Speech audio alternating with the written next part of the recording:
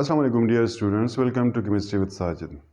आज हम बात करेंगे प्रिपरेशन ऑफ अल्केन्स और उसको समराइज्ड फॉर्म में जो है वो लिखने की कोशिश करेंगे।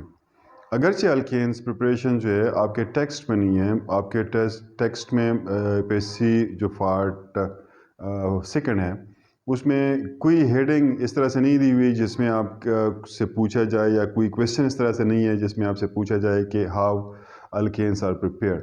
लेकिन ये जो रिएक्शन मैंने जो सेलेक्ट किए हैं ये रिएक्शन पूरे बुक में मौजूद है और क्वेश्चन इस तरह से आ सकता है। मैं अगर ख़ुद ये पेपर बनाता तो मैं ये क्वेश्चन ज़रूर एसएलओ टाइप में जो है इंक्लूड करता कि how will you convert carboxylic acid into alkane, और how will you convert alcohols into alkane, how will you convert और how will you change, how will you prepare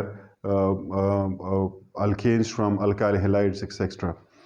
तो ये पूरे क्वेश्चंस जो हैं बुक से वो इकट्ठे किए हैं, मतलब जहाँ जहाँ पर भी अल्केन्स बनते हैं उन रिएक्शंस को मैंने यहाँ पर कंबाइन करने की कोशिश की है। उसको समराइज्ड फॉर्म में जो है वो लिखेंगे। आप मेरे साथ रहिएगा, इंशाल्लाह आपके लिए आसानी होगी। तो हमारा टॉपिक होगा preparation of alkanes in summarised form. Preparation of alkane in summarized form। ये समराइज्ड फॉर्म में जो है हम इसको करने की कोशिश करेंगे, ठीक है। पहला जो तरीका जो सबसे पहले पढ़ना चाहिए वो है कि हाइड्रोजनेशन हम करते हैं अल्कीन्स और अल्काइंस की। मतलब मैं अगर हाइड्रोजनेशन करता हूँ अल्कीन्स की, मेरे पास है एक अल्कीन है CH2 बॉन्ड CH2 है, इसको आप ट्रीट करते हैं किस चीज़ के साथ? इसको आप ट्रीट करते हैं हाइड्रोजन के साथ, ट्रीट करते हैं निकल की मौजूदगी में तकरीबन 200 से लेके 300 डिग्री सेंटीग्रेड टेम्परेचर पे। तो इससे जो कंपाउंड आपके पास बनेगा वो क्या होगा? वो कंपाउंड होगा CH3 बॉन्ड CH3 होगा, जिसको हम ईथेन कहते हैं। तो ईथीन जो है इसको हाइड्रोजनेट किया जा सकता है इनटू ईथेन, इसको ईथेन में हाइड्रोजनेट कर सकते हैं। अच्छा, इस रिएक्शन को हम क्या कहते हैं? इसको हम कहते हैं सबशायर-सेंड्रन रिएक्शन भी कहते हैं, सबशायर-सेंड्रन रिएक्शन। आप कैटलिस्ट जो है उसको रेनी-नेकल जो है कैटलिस्ट इस्तेमाल करते हैं। रेनी-नेकल कैटलिस्ट एक इफेक्टिव कैटलिस्ट होता है, पोरस नेकल होता है जो कि बनाया नेकल और एल्यूमिनियम के एलॉय से, जो कि ट्रीट किया जाता है सोडियम हाइड्रोक्साइड के साथ, और फिर वहाँ पर हमें पोरस नेकल हासिल होता है। बहरहाल इस रिएक्शन को हम सबशायर-सेंड्रन रिएक्शन कहते हैं। अच्छा, इसका दूसरा जो है एक वर्जन भी होता है, और वो दूसरा वर्जन कुछ इसका ये बनेगा कि अगर आप इस रिएक्शन को शुरू करते हैं एसिटाइलिन से शुरू करते हैं, तो एसिटाइलिन में ये होगा कि यहाँ पर आपके लिए क्या होगा? 2 हाइड्रोजन मॉलिक्यूल की ज़रूरत होगी, बाकी रिएक्शन कंडीशन जो है उसमें कोई फ़र्क नहीं पड़ेगा, ठीक है ना। वही 200 से 300 डिग्री सेंटीग्रेड टेम्परेचर, निकल कैटलिस्ट। अगेन इसको सबशायर-सेंड्रन रिएक्शन कहते हैं। अगेन यहाँ पर आप प्रोडक्ट जो है आपके लिए क्या होगा? वो सेम प्रोडक्ट होगा। तो आप रिएक्शन शुरू करते हैं आइदर विद एसिटाइलिन, और आप रिएक्शन शुरू करते हैं विद ईथीन। तो ये एसिटाइलिन या ईथाइन जो है वो कहलाएगा। ये 2 स्टेप रिएक्शन होगा, ये 1 स्टेप रिएक्शन होगा। So these are the 2 methods for the preparation of alkanes, particularly ethane. Next जो रिएक्शन होगा वो आप बना सकते हैं, इसको अगर आप करना चाहें तो डीकार्बोक्सिलेशन एक रिएक्शन हमने पढ़ा था, डीकार्बोक्सिलेशन। डीकार्बोक्सिलेशन रिएक्शन जो है अगर आपको याद हो,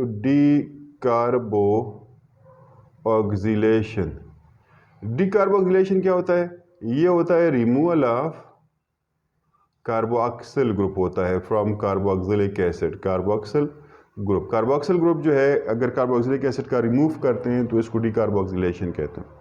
अब कार्बोक्सिलिक एसिड का कार्बोक्सिल ग्रुप जो है वो किस तरह से रिमूव करते हैं? आप अगर कार्बोक्सिलिक एसिड साल्ट लेते हैं, सोडियम और पोटाशियम साल्ट लेते हैं, उसको सोडा लाइम के साथ हीट करते हैं तो डीकार्बोक्सिलेशन का अमल होता है।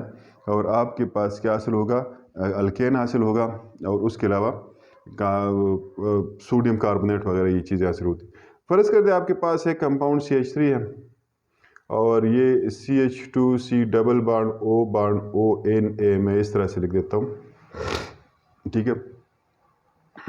और इसको आप ट्रीट करते हैं किस चीज़ के साथ, सोडा लाइम के साथ। अब सोडा लाइम क्या है, sodium hydroxide plus calcium oxide. Soda lime इसको कहते हैं, सोडा लाइम। अब ये सोडा लाइम क्यों कहलाता है, सोडा लाइम इसलिए कहलाता है कि ये जो NaOH होता है इसको हम कहते हैं कास्टिक सोडा, ठीक है ना। और ये जो कैल्शियम ऑक्साइड होता है इसको हम कहते हैं क्विक लाइम, ठीक है। तो ये जो सोडा और लाइम जो है, कास्टिक सोडा का आखिरी सोडा और क्विक लाइम का आखिरी लाइम जो है, इसको इकट्ठा करके सोडा लाइम जो है बन जाता है। इस प्रोसेस में ये होता है कि ये जो कार्बोक्सिल ग्रुप होता है ये टोटली रिमूव हो जाता है, ये सोडियम कार्बोनेट में बन जाता है, चेंज हो जाता है, और हमारे पास क्या हासिल होता है, हमारे पास alkane in the form of ethane जो है वो हासिल होता है। तो ये एक दूसरा तरीका है, तीसरा तरीका है बल्कि। एक और रिएक्शन है जिसको हम कहते हैं क्लेमेंसन रिडक्शन, आप कह सकते हैं क्लेमेंसन रिडक्शन। अब क्लेमेंसन रिडक्शन में क्या होता है, क्लेमेंसन रिडक्शन में अगर आप जिंक एमालगम लेते हैं और इसको ट्रीट करते हैं HCl के साथ, तो आपके पास अगर कंपाउंड है CH3C double bond O bond CH3 आप ले लें, एसीटोन ले लें सपोज, ये एसीटोन जो है ये रिड्यूस हो जाएगा और इस रिएक्शन को कहते हैं क्लेमेंसन रिडक्शन कहते हैं। क्लेमेंसन रिडक्शन से आपके पास क्या हासिल होगा, acetone will be converted into ethane, acetone जो है वो ईथेन में कन्वर्ट हो जाता है। So this reaction is known as Clemmensen reduction. So the reduction of acetone or the reduction of aldehyde or ketones in the presence of zinc amalgam coupled with HCl, this reaction is known as Clemmensen reduction. इस reaction को Clemmensen reduction। एक और reaction होता है जिसको Wolff-Kishner reaction कहा जाता है।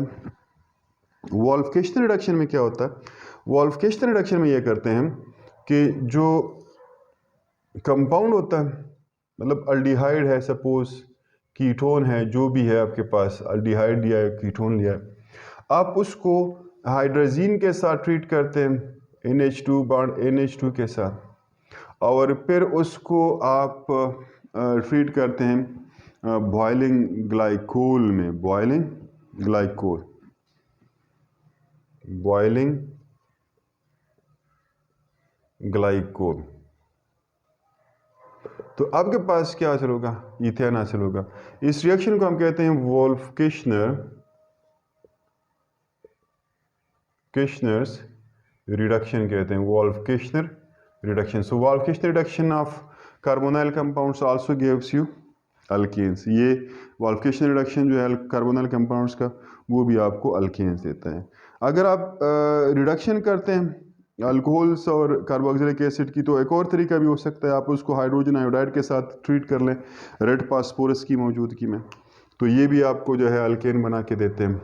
तो मैं अगर इस तरह का एक रिएक्शन लिखता हूँ कि आप ट्रीट करते हैं सपोज एसीटोन को, और इस एसीटोन को आप रेड पास हाइड्रोजन आयोडाइड और रेड फास्फोरस जो है रेड PO4, तो आपके पास क्या हासिल होगा, आपके पास अगेन ईथेन हासिल होगा। ये भी एक रिडक्शन है। अगर आप ये रिएक्शन करना चाहें तो भी ये यही अंदाज होता है। मसलन अगर आप अल्कोहल जो है CH3 bond CH2 bond OH जो है, इसको हाइड्रोजन आयोडाइड और रेड फास्फोरस के साथ ट्रीट करते हैं P4, तो इससे भी आपको ईथेन ही हासिल होता है। Reaction of alcohol particularly ethanol with hydrogen iodide and red phosphorus. अच्छा, एक और तरीका है जिसमें आप ट्रीट करते हैं ग्रिग्नार्ड रिएजेंट को किसी भी कंपाउंड के साथ जिसके पास एसिडिक हाइड्रोजन हो। मिसाल के तौर पर आपके पास ग्रिग्नार्ड रिएजेंट है CH3 है, CH2MgBr है सपोज, इसको मैं कहता हूँ इथाइल मैग्नीशियम ब्रोमाइड।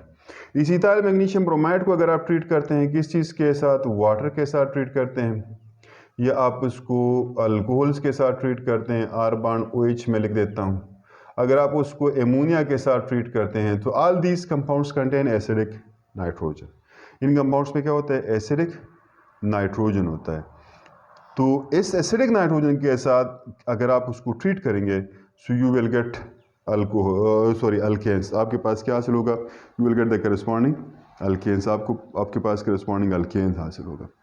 एक और रिएक्शन जो है यहाँ पर, और वो रिएक्शन है वॉर्ड्स रिएक्शन है। क्या है वॉर्ड्स रिएक्शन? वॉर्ड्स रिएक्शन में ये होता है कि आप अल्काइल हेलाइड्स जो होते हैं, अल्काइल हेलाइड्स, मिसाल के तौर पर आपके पास है CH3 बॉन्ड Cl है और मैं 2 मॉलिक्यूल्स लेता हूँ, उसको आप सोडियम के साथ ट्रीट करते हैं तो आपके पास जो प्रोडक्ट होगा वो क्या होगा? वो प्रोडक्ट आपके पास हासिल होगा ईथेन हासिल होगा। और इस रिएक्शन को हम कहते हैं वॉर्ड्स रिएक्शन। तो बुनियादी तौर पर अगर मैं इस रिएक्शन को यूँ लिखूँ तो ज़्यादा मुनासिब होगा मेरे ख्याल से कि यहाँ पर मैं लिखूँ CH3 बॉन्ड Cl है और यहाँ पर क्या है 2 सोडियम्स जो हैं उसके साथ लिखूँ, तो ये रिएक्शन हमारे पास होगा वॉर्ड्स रिएक्शन और इससे हमें करस्पॉन्डिंग जो कंपाउंड है अल्केन है वो हासिल होगा। आखिरी जो रिएक्शन यहाँ पर है वो है कूड्स इलेक्ट्रोलिसिस। अगर आप इलेक्ट्रोलिसिस करते हैं, किस चीज़ की इलेक्ट्रोलिसिस करते हैं? आप पोटाशियम या sodium salt of carboxylic acid लेते हैं। मिसाल के तौर पर आपने लिया है CH3 C double bond O bond ONA लेते हैं और इसकी इलेक्ट्रोलिसिस करते हैं। तो इस इलेक्ट्रोलिसिस को हम क्या कहते हैं? कूल्ब्स इलेक्ट्रोलिसिस। कूल्ब्स इलेक्ट्रोलिसिस। अब कूल्ब्स इलेक्ट्रोलिसिस जो है वो आपको क्या देता है? वो आपका पर्टिकुलरली आप सोडियम एसीटेट लेते हैं तो सोडियम एसीटेट जो है वो आपको क्या बना के देता है? वो आपको ईथेन बना के देता है। These are the some reactions which have been given in your text in different chapters. I have summarized those reactions related to preparation of alkanes in this one go. उम्मीद है ये चीज़ें जो है आपको मदद देगी आपकी तैयारी में और एक तो आपकी तैयारी आसानी से हो जाएगी और एक